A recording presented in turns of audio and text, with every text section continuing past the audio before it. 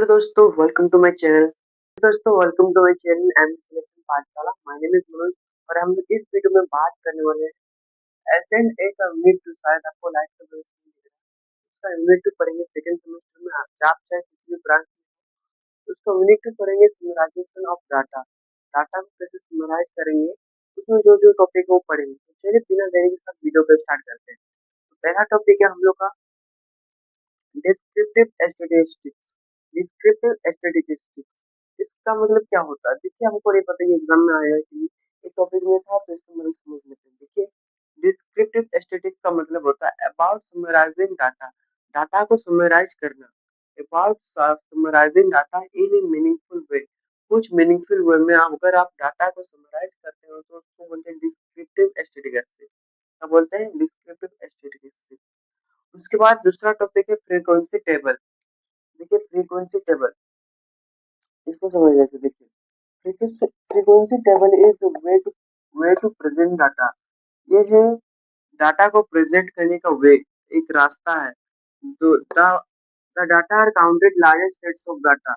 जो डाटा को काउंट करते हैं, अगर लार्ज सेट्स ऑफ में रहेगा, लार्ज सेट्स में रहेगा, जैसे कि समझ लेते हैं फॉर एग्जांपल, ये देखिए बहुत सारा लार्ज सेट्स ऑफ डाटा है, बहुत सारे नंबर है। अगर हम लोग इसको फ्रीक्वेंसी टेबल में लिखे तो कैसे करके लिखेंगे? देखिए, ये लार्ज सेट्स ऑफ डाटा है, हम लोग इसको कैसे करके लिख सकते हैं? पहले देखिए, हम लोग के पास क्या क्या नंबर है, 1 2 3 4 5 6 तो नंबर है। तो नंबर सब लिख देंगे यहाँ पे, 1 2 3 4 5 6 हो गया। अब देखिए फ्रीक्वेंसी में कैसे करके लिखेंगे। तो देखिए, यहाँ पे एक कितना बार है, 1 2 3, तो 1 2 3 कितना बार है, तो फ्रीक्वेंसी 3 हो जाएगा। दो कितना बार है, 1 2 3, तो इसका भी फ्रीक्वेंसी 3 हो जाएगा। 3 कितना बार है, 1 2 3 4, तो इसका फ्रीक्वेंसी 4 हो जाएगा। तो 4 कितना बार है, 1 2 3, 1 2 3 4, और 5 कितना बार है, 1 2 2 3, लास्ट 6, एक एक हिट हुआ। तो देखिए, ये डाटा को प्रेजेंट कर रहा है किसमें, डाटा आर काउंटेड, जिसमें डाटा को हम लोग काउंट कर रहे हैं, large sets of data, large sets of data को काउंट कर रहे हैं। ये होगा फ्रीक्वेंसी टेबल, जिसमें हम लोग लार्ज सेट्स ऑफ डाटा को काउंट करेंगे तो हो जाएगा फ्रीक्वेंसी टेबल।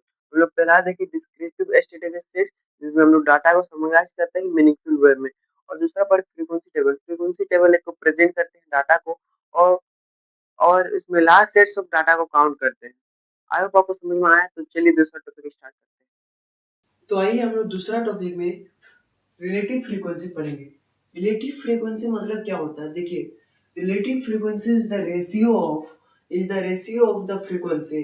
ये होगा ratio of the frequency of a particular observation to the to the total number of observation, मतलब frequency, total number of frequency.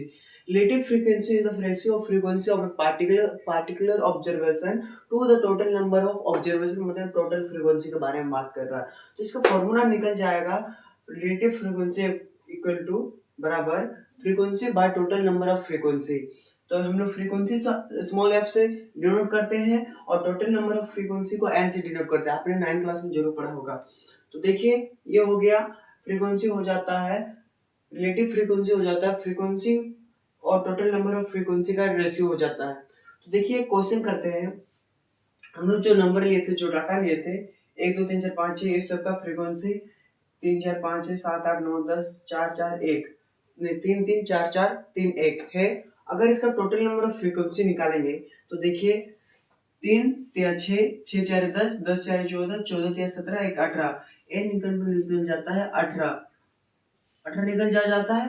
अब अगर हम लोग रिलेटिव फ्रीक्वेंसी निकालेंगे तो पहला आएगा 1/18, दूसरा आएगा 2/18, तीसरा आएगा 3/18, चौथा आएगा 4/18, पांचवा आएगा 5/18 और छठा आएगा 6/18। इसको आप काट के निकाल सकते हैं, जिसका 1/9 आ सकता है, 1/6 आ सकता है, आप इसको काट भी सकते हैं। तो देखिए रिलेटिव आया होगा, आपको समझ में आया होगा। रिलेटिव फ्रीक्वेंसी होता है फ्रीक्वेंसी और टोटल नंबर ऑफ फ्रीक्वेंसी का रेशियो। इसमें क्वेश्चन आते रहता है कि रिलेटिव फ्रीक्वेंसी निकालो, तो इसलिए हम आपको एक एग्जांपल के साथ समझा दिए। रिलेटिव फ्रीक्वेंसी निकालने के लिए आपको टोटल नंबर ऑफ फ्रीक्वेंसी निकालना पड़ेगा, जिसको बोलते हैं एन से डिनोट करते हैं। अब अगर आप उसको निकालिए तो इजी से आप उसको आंसर बना सकते हैं। तो चलिए आगे बढ़ते हैं। तो ये हम लोग इस टॉपिक में ग्रुप डाटा और अनग्रुप डाटा पढ़ेंगे। तो देखिए ग्रुप डाटा मतलब क्या होता है। देखिए ग्रुप और ग्रुप अनग्रुप डाटा में एक ही डिफरेंस रहता है, क्लास इंटरवल। ग्रुप डाटा में क्लास इंटरवल रहेगा और अनग्रुप डाटा में क्लास इंटरवल नहीं रहेगा। तो चलिए आइए डेफिनेशन को देखते हैं। Group group data is the data that that दो बार हो गया, that has been organized into groups known as class or intervals, मतलब class interval, to make easier to summarize and analyze। देखिए इसमें रहेगा क्लास इंटरवल जो कि ग्रुप के फॉर्म में रहेगा, जिसको हम लोग क्लास इंटरवल बोलते हैं। और ये easier to summarise and analyse, ये इजी कर देता है समराइज और एनालाइज करने के लिए। एग्जांपल में देखिए यहाँ पे देखिए क्लास इंटरवल है 0 से 10, 11 से 20, 21 से 30। अगर 0 से 10 में कुछ भी नंबर आता है, जैसे 4, 5, 6, 3 ठो नंबर आया तो इसका फ्रीक्वेंसी हो जाएगा 3। अगर 11 से 20 में 15, 16, 17, 18 ऐसा नंबर आता है 4 बार, तो यहाँ पे फ्रीक्वेंसी हो जाएगा 4। और 21 से 20 में अगर एक ही नंबर आता है 26, तो इसका फ्रीक्वेंसी हो जाएगा 1। तो देखिए आपको शायद समझ में आ गया। ये रहेगा क्लास इंटरवल के फॉर्म में ग्रुप डाटा, और इसको हम लोग इजीली समराइज कर सकते हैं और एनालाइज कर सकते हैं। और ये देखिए ungroup data any data that you first gather, कुछ भी डाटा आप अगर गैदर करते हैं is ungroup data. Ungroup data is raw data मतलब कुछ भी data. And example of ungroup data is any list of number that you can think, आप कुछ भी नंबर थिंक कर सकते हैं, सोच सकते हैं, वो अनग्रुप डाटा है। जैसे कि हम लोग पहले एग्जाम्पल में देखे थे, कुछ भी 4, 5, 1, 2, 3, 4, 5 में 6, वो भी अनग्रुप ही डाटा। देखिए हम लोग कुछ भी नंबर ले लिए, 25, 28, 30, 6, 30, 5 ले लिए। अगर 25 3 तो रहता है तो उसका फ्रीक्वेंसी 3 हो जाएगा। 28 2 तो रहता है तो 28 फ्रीक्वेंसी 2 हो जाएगा। 30 1 तो एक, उसका फ्रीक्वेंसी 1 हो जाएगा। 6 2 तो 6 का फ्रीक्वेंसी 2 हो जाएगा। 5 1 तो 5 का फ्रीक्वेंसी 1 हो जाएगा। अब देखिए ungroup data used for a small data set, मतलब समझिए। और ये group data is used for large data set. देखिए अगर हम लोग को 100 नंबर लिखना पड़ेगा, 100 नंबर तक, तो आप अनग्रुप डाटा में लिखेंगे तो 1 2 3 4 5 6 7 8 9 10 ऐसे करके 100 लिखना पड़ेगा। लेकिन अनग्रुप ग्रुप डाटा में 1 से 10, 10 11 से 20, 21 से 30, ये जल्दी हो रहा है क्योंकि हम लोग क्लास इंटरवल के फॉर्म में लिख सकते हैं। या फिर हम लोग 0 से 20, 21 से 40, 40 से 60 ऐसा लिख सकते हैं। तो ये हम लोग लार्ज डाटा को इजीली लिख सकते हैं। ग्रुप डाटा यूज्ड फॉर, इसलिए हम लोग लार्ज डाटा के लिए इसको यूज करते हैं, और अनग्रुप डाटा को हम लोग स्मॉल डाटा के लिए डाटा सेट के लिए यूज करते हैं। आई होप आपको ये सारा टॉपिक समझ में आया होगा। तो चलिए हम लोग नया टॉपिक स्टार्ट। तो आइए हम लोग इस टॉपिक में पढ़ेंगे पाई चार्ट। पाई चार्ट क्या होता है, आइए। ये देखिए यहाँ पे लाइट की वजह से दिख नहीं रहा होगा, PIECHART, पाई चार्ट। तो आइए पाई चार्ट क्या होता है, देखिए। ये pie chart is a circular static graphic. ये है हम लोग का पाई चार्ट, ये है इसका पाई चार्ट का डायग्राम, जो कि सर्कुलर स्टैटिक ग्राफिक होता है। इतना समझ में आ गया। पाई चार्ट कैसा होता है, गोल होता है। उसके लिए इसको बोलते हैं circular static graphic, which is divide into slice to illustrate numerical proportion. देखिए पाई चार्ट को समझने से पहले उसका डायग्राम समझना पड़ेगा। तो उसका डायग्राम समझने से पहले देखिए डायग्राम कैसा होता है। गोल होता है और वो डिवाइड रहेगा। किसमें डिवाइड रहेगा, जैसे कि हम लोग इसमें स्पोर्ट्स में डिवाइड कर दिए, ब्लू को क्रिकेट में डिवाइड कर दिए, ब्लैक को फुटबॉल में डिवाइड कर दिए, ग्रीन को हॉकी में डिवाइड कर दिए, रेड को हम लोग बैडमिंटन में डिवाइड कर दिए, व्हाइट को हम लोग बास्केट में डिवाइड कर दिए। तो देखिए यहाँ पे वो डिवाइड रहेगा न्यूमेरिकल न्यूमेरिकल के फॉर्म में। जैसे क्रिकेट 25% और फुटबॉल है हम लोग का 20%, बास्केट है, बास्केट कौन वाला, व्हाइट वाला, तो बास्केट है 15%, रेड है, बैडमिंटन है 7% और हॉकी है 3%। इसको जब मिलाएंगे तो टोटल होगा 100%, और इसका एंगल होता है 360 डिग्री। तो देखिए दूसरा topic in a part statics graphic which is divide into slice to illustrate numerical proportion, जो कि ये सर्कुलर स्टैटिक्स ग्राफिक होता है, जो कि डिवाइड रहता है इलस्ट्रेट, जैसे कि क्रिकेट फुटबॉल ये लोग इलस्ट्रेट है, न्यूमेरिकल प्रोपोर्शन में डिवाइड रहता है। ये देखो न्यूमेरिकल 55 20 15 7 3। इतना समझ में आ गया। अब दूसरा टॉपिक पढ़ते हैं। In a pie chart the arc length of each, जो पाई चार्ट में आर्क लेंथ होगा, मतलब किसी का भी अगर ये होता है, अगर वृत्त होता है तो उसका आर्क लेंथ होता है, आर्क लेंथ होता है ना, चाप, तो उसका चाप होता है, तो वो होगा the arc length of it, जिसका उसका आर्क लेंथ होगा is proportional to the quantity is present. देखिए इसमें 55% क्रिकेट है, 20% फुटबॉल है, वो क्वांटिटी के डायरेक्टली प्रोपोर्शनल होगा, मतलब cricket directly proportional to arc length football में, और बास्केट भी, बैडमिंटन भी, हॉकी भी। ये टॉपिक बहुत ही इंपॉर्टेंट है, आप इसको ध्यान दीजिए। आर्क लेंथ होता है क्वांटिटी के प्रोपोर्शनल। तो आइए आप तीसरा टॉपिक देखेंगे। It requires a list of categorical variables. It requires a list से कैटेगरियल वेरिएबल्स। देखिए ये रिक्वायर करता है, पांच चार्ट रिक्वायर करता है उसमें list of categorical variables. Category variables मतलब cricket, football, basket, badminton, hockey, हम लोग ये सब लिए हैं। आप ले सकते हैं फ्रूट, वेजिटेबल्स, फ्लावर्स, कुछ भी ले सकते हैं, कुछ भी ले सकते हैं, एलिमेंट्स नेम, कुछ भी ले सकते हैं। जिससे लेंगे उस रिलेटेड टॉपिक से लेना पड़ेगा। केमिस्ट्री से लेंगे तो केमिस्ट्री से, और फ्लावर्स नेम, वेजिटेबल्स नेम, वो सब नेम से लेंगे तो वो सब नेम लेना पड़ेगा। स्पोर्ट्स से लेंगे तो स्पोर्ट्स नेम लेना पड़ेगा। हो गया। It's require a list of category variables and numerical variables. Numerical variables देखिए हम लोग इसको 5% में डिवाइड कर दिए, 20%, 15%, 7%, और हॉकी को 3%। आई होप आपको समझ में आ गया। एक बार रिवाइज कर लेते हैं। देखिए पाई चार्ट होता है circular statics graphic which is divided into numerical proportion, which is divided into slash into illustrate numerical proportion, उसे numerical के फॉर्म में रहेगा। the arc length the arc length of a slice proportional to the quantity present। जो arc length होगा पाई chart में, इन pie chart, वो directly proportional to quantity होगा। और तीसरा है ये रिक्वायर करता है कि वो कैटेगरी वेरिएबल्स हो, जैसे कि हम लोग क्रिकेट, फुटबॉल लिए, और इसमें वो डायरेक्टली, और रिक्वायर करता है वो न्यूमेरिकल के फॉर्म में हो, न्यूमेरिकल वेरिएबल्स। तो थैंक, ये समझ में आया। तो चलिए बाद में दूसरा टॉपिक स्टार्ट करते हैं। तो ये वीडियो यहीं तक रखते हैं। अगर आपको वीडियो पसंद आए तो सब्सक्राइब कीजिए, नहीं आया तो मत कीजिए। और अगर मुझसे कुछ गलती होगी तो कमेंट सेक्शन में जरूर बोलें। अगर आप किसी चीज़ का वीडियो चाहते हैं तो कमेंट सेक्शन में जरूर कहें। Thanks for watching this video. तो हम लोग अभी पढ़ने वाले हैं बार ग्राफ और हिस्टोग्राम, जो कि दोनों ग्राफ का ही टाइप है। ग्राफ दो प्रकार का होता है, एक होता है बार ग्राफ, एक होता है हिस्टोग्राम। तो चलिए इसे बारीकी से पढ़ते हैं।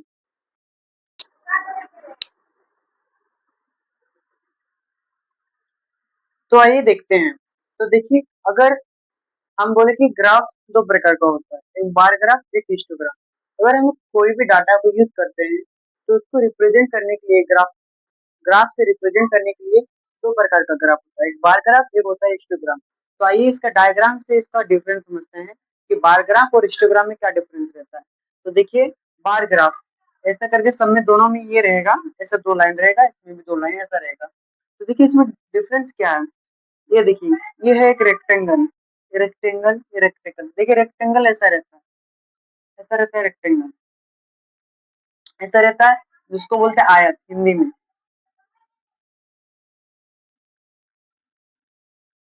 तो देखिए इसमें भी रेक्टेंगल लगे हैं और इसमें भी रेक्टेंगल लगे हैं, लेकिन इसमें डिफरेंस क्या है। तो देखिए इसकी जो रेक्टेंगल है उसमें गैप है, वो अनकनेक्टेड है। क्या है? अनकनेक्टेड। बार ग्राफ में जो रेक्टेंगल है वो अनकनेक्टेड है, लेकिन जो हिस्टोग्राम में ये है रेक्टेंगल, वो कनेक्टेड है।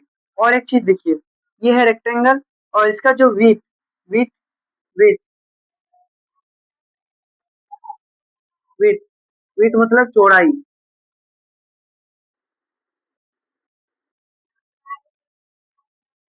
विथ मतलब चौड़ाई। तो इसका जो विथ है, ये रहा है विथ, विथ विथ सारा सेम होगा। क्या होगा? सेम होगा। इसका भी विथ सारा सेम होगा। मेरा कुछ अलग हो सकता है, मैंने स्केल से नापा नहीं है, लेकिन अगर बुक में रहेगा तो विथ हमेशा सेम रहेगा, या फिर आप जो बनाएंगे स्केल से वो भी सेम रहेगा। आई होप आपको ये टॉपिक समझ में आया होगा। तो चलिए हम लोग इसे डिटेल से पढ़ते हैं कि अगर define bar graph and histogram, तो आप क्या लिख सकते हैं। देखिए ऐसा क्वेश्चन आ सकता है कि जो रेक्टेंगल है बार ग्राफ और हिस्टोग्राम में, उसका क्या सेम रहता है, तो आपको बोलना पड़ेगा विथ, उसका चौड़ाई सेम रहता है। तो चलिए उसको डिटेल से पढ़ते हैं। तो आइए हम लोग बार ग्राफ को पढ़ते हैं। बार ग्राफ आखिर में होता क्या है, तो अभी आइए इसको डिटेल्स में पढ़ते हैं। तो देखिए bar graph, bar graph is a pictorial. Pictorial का मतलब होता है चित्रमय, मतलब जिसको हम लोग चित्र से दर्शाते हैं। Bar graph is a pictorial graphical representation, जिसको हम लोग चित्र से ग्राफिक से रिप्रेजेंट करते हैं, ग्राफिकल रिप्रेजेंटेशन ऑफ डाटा। किसका? डाटा। हम बोले कि अगर किसी भी डाटा को ग्राफ से रिप्रेजेंट करना होगा तो दो टाइप का रहता है, एक होता है हिस्टोग्राम, एक होता है बार ग्राफ। तो ये है pictorial graphical representation of data, generally group. हम लोग अनग्रुप और ग्रुप डाटा पढ़े, तो ये ग्रुप डाटा का टाइप है। किसका? Group data. तो बोलेगा अगर क्वेश्चन में बार ग्राफ, हाँ, ग्रुप डाटा का कौन कौन सा टाइप है, तो उसमें एक टाइप हो जाएगा बार ग्राफ, या फिर ऐसा कुछ मान सकता है बार ग्राफ किसका टाइप है, ग्रुप डाटा या अनग्रुप डाटा। तो आपको जनरली ग्रुप डाटा में ये करना है। यूजिंग रेक्टेंगल बार्स, क्या यूजिंग कर रहा है? Rectangle bars. ये देखिए ये रेक्टेंगल है, क्या है? Rectangle bars. रेक्टेंगुलर लिखा है या फिर rectangle, rectangle bars. Bars of equal with, ये देखिए विथ मतलब चौड़ाई, इसका विथ है इक्वल विथ है, सेम विथ है। तो equal with in the form of vertical और हॉरिजॉन्टल। ये वर्टिकल मतलब ये देखिए, वर्टिकल मतलब होता है एल, और हॉरिजॉन्टल मतलब होता है ऐसा। तो देखिए कैसे करके याद रखना, देखिए वर्टिकल, हॉरिजॉन्टल, हॉरिजॉन्टल, तल, तल, तल, तल, ऐसे करके आपको याद रहता है। हॉरिजॉन्टल से तल, तल मतलब वो ऐसा रहेगा तल। तो ऐसा कुछ ट्रिक है तो आपको याद रहता है तो कोई कोई दिक्कत नहीं है। In the form of vertical और horizontal, in the form of vertical और हॉरिजॉन्टल, ये जो अभी वर्टिकल फॉर्म में है, देखिए हॉरिजॉन्टल, हॉरिजॉन्टल तल नीचे नहीं हो रहा ना, तो ये वर्टिकल के फॉर्म में है, और ये हॉरिजॉन्टल के फॉर्म में हो सकता है। अब देखिए एक बहुत बहुत इंपॉर्टेंट पॉइंट है, where the length of bar, the bar are proportional to the measure of data, मतलब जो बार का लेंथ है, the length of bar are proportional, proportional to measure of data, proportional to measure of data मतलब समझिए, जो length का bar है वो होगा proportional to measure of data, मतलब समझिए ये है measure of data, measure of data.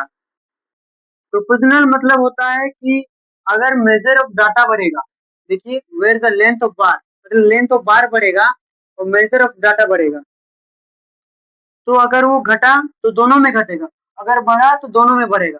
जैसे कि अगर लेंथ अगर बढ़ेगा, इसका मतलब हो रहा है कि लेंथ ऑफ बार बढ़ेगा तो मेजर ऑफ डाटा भी बढ़ेगा, और लेंथ ऑफ बार घटेगा तो मेजर ऑफ डाटा भी घटेगा। प्रोपोर्शनल का मतलब ये होता है, देखिए तो लेंथ ऑफ बार ये proportional to measure of data. अगर यहाँ पे देखिए 10, 10 length of bar measure of data proportional होता है, मतलब अगर लेंथ का आप बढ़ा दिए, इसको आप 30 कर दिए, ये देखिए ये यहाँ पे नहीं 20 कर दिए, 20 कर दिए तो major of data length of बार बढ़ जाएगा, 30 कर देंगे तो ये मतलब आप इसको जितना बड़ा करेंगे लेंथ ऑफ बार को, उतना मेजर बढ़ते रहेगा, जितना बड़ा लेंथ उतना मेजर ज्यादा, जितना लेंथ कम बार का उतना मेजर कम। आई होप आपको समझ में आएगा। तो इस चार्ट को इसके बाद आपको बना देना है मेजर ऑफ डाटा के बाद, तो आपको अच्छा नंबर मिलेगा। तो इस they are also known as bar charts, इस चार्ट को हम लोग जानते हैं बार चार्ट्स के नाम से। Bar bar graphs are one of the mean of data handling, ये डाटा को हैंडलिंग करता है, क्या करता है? Handling of in static. तो आई होप आपको ये सारा टॉपिक समझ में आएगा। तो चलिए हम लोग अभी हिस्टोग्राम पढ़ते हैं। तो आइए हम लोग हिस्टोग्राम को समझते हैं।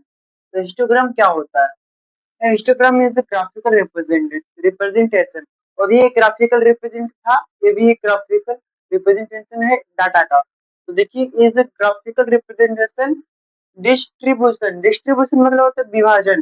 देखिए इसको, ये जो है रेक्टेंगल, रेक्टेंगल, और ये रेक्टेंगल, ये रेक्टेंगल, ये रेक्टेंगल, ये 10 से 30 में विभाजन है, ये 20 से 30 में विभाजन है, ये 30 से 40, ये 40 से 50, ये 50 से 60, ये लिखी नहीं है लेकिन आपको उसको समझ, इसको विभाजन कर दिया है। तो ये क्या है? Graphical representation, distribution of data, विभाजन ऑफ डाटा। ये ग्राफिकल रिप्रेजेंटेशन है लेकिन विभाजन करता है डाटा का, हुआ इतना समझ में आया? तो चलिए आगे बढ़ते हैं। A histogram is the representation by continuous of rectangle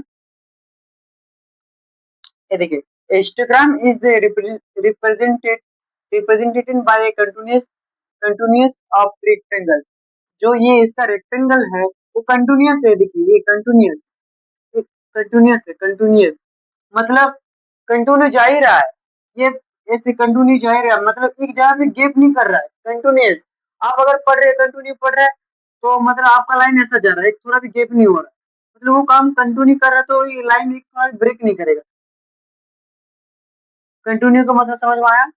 देखिए कंटिन्यूअस है, ना गैप, एक में भी गैप नहीं है। इज ये represent by A continuous of rectangle. Continuous rectangle से इसको रिप्रेजेंट करते हैं एडजेसेंट टू ईच अदर, इसमें ईच अदर मतलब और इसमें दूसरा और रेक्टेंगल इसमें ज्वाइंट है, वो भी कंटिन्यूअस में each other. It is an area diagram. जो ये है एक एरिया डायग्राम। क्या है? एक एरिया, ये देखिए एक एरिया डायग्राम है। And can be defined as a set of rectangle, जिसमें सेट ऑफ रेक्टेंगल को डिफाइन करता है। Set of rectangles with bases along with the interval between class boundaries. ये देखिए इंटरवल बिटवीन क्लास बाउंड्री मतलब वर्ग अंतराल। वर्ग अंतराल 10 से 20, 20 से 30 के क्लास बाउंड्रीज बता रहा है। एंड विथ एरिया, जो इसका एरिया है वो proportional two frequencies in the corresponding classes. मतलब जो बोला प्रोपोर्शनल टू फ्रीक्वेंसीज, जो इसका एरिया है प्रोपोर्शनल टू फ्रीक्वेंसी, मतलब जिस मतलब फ्रीक्वेंसी प्रोपोर्शनल को मतलब पता है, मतलब एरिया अगर बढ़ेगा, ए अगर बढ़ेगा, ए मतलब उसका फ्रीक्वेंसी भी बढ़ेगा। समझिए, जैसे कि अगर यहाँ पे कोई ये है, इसका एरिया कम है, एक पर है, ये देखिए एक पर है, मतलब इसका एरिया कम है तो फ्रीक्वेंसी कम है। मतलब चाल यह 50 से 60 होगा ना, 50 से 60, 50 से 60 में सिर्फ एक लोग काम करते हैं। मान लीजिए यहाँ पे ये है 40 से 50, ये वाला 40 से 50 ये आ गया, तो इसका फ्रीक्वेंसी देखिए 5। मतलब जिसका एरिया बड़ा है उसका फ्रीक्वेंसी ज्यादा होगा। जैसे कि आप 50 से 60 में, 40 से 50 में देखिए कि फ्रीक्वेंसी बड़ा है तो 5 में आ रहा है, तो 50 से 60 में जितना मतलब एरिया होगा उतना ज्यादा फ्रीक्वेंसी। इतना समझ में आएगा? और यही पे इसका खत्म होता है टॉपिक। मतलब जितना एरिया बढ़ेगा उतना फ्रीक्वेंसी बढ़ेगा, लेकिन उसमें जितना मेजर बढ़ेगा उतना लेंथ बढ़ेगा। ये दो डिफरेंस हो गया। अगर आपको डिफरेंस को डिफाइन करने आ गया तो आप कर सकते हैं। इसमें continuous rectangle, set of rectangles continuous in the form of continuous, उसमें गेप रहता है, आप इसका डिफरेंस भी लिख सकते हैं। आई होप आपको ये सारा टॉपिक समझ में आएगा, आया होगा। तो हम लोग अभी दूसरा टॉपिक पढ़ेंगे।